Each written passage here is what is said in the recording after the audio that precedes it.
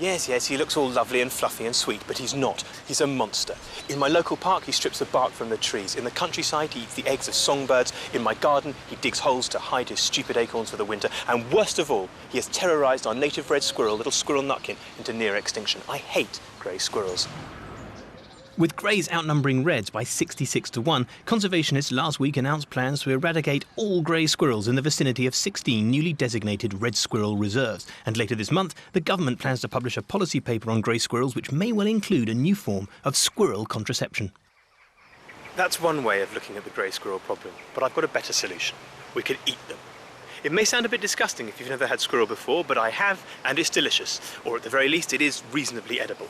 And as there's only 2.5 million of them in Britain, it wouldn't take that many of us to roast one up for Sunday lunch this weekend to completely eradicate the grey squirrel by the middle of next week and create a lovely environment for our little friend Squirrel Nutkin to make a peaceful return to Britain. I want to prove just how tasty squirrels are when expertly cooked, so I'm off to the Butler's Wharf Chop House in London, one of the few restaurants that has actually featured squirrel on its menu. How do you cook a squirrel? Squirrels are quite small, so we're going to have to make sure we use a whole animal. So I'll butcher one down now for you.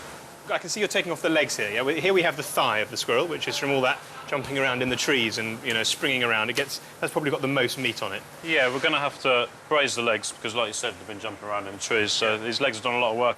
So here we've got the saddle with the 2 loins and the fillets ready to be wrapped in bacon and roasted off. Lovely, tasty, just like eating normal food. Marvellous.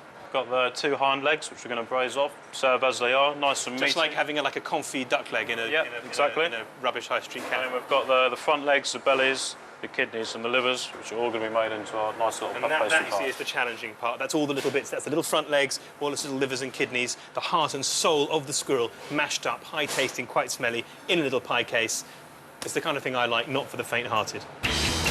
Squirrel meat is very lean. It's low in fat and high in protein, so Craig's wrapping it in bacon to stop it drying out.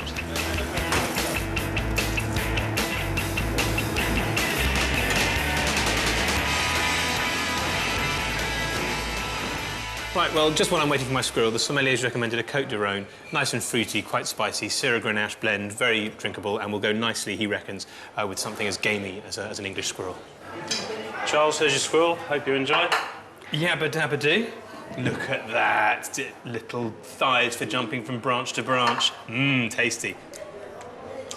Oh, that was wonderful. That is the taste of squirrel. Really taste of English woodland, oak trees, and very easy to eat. Delicious.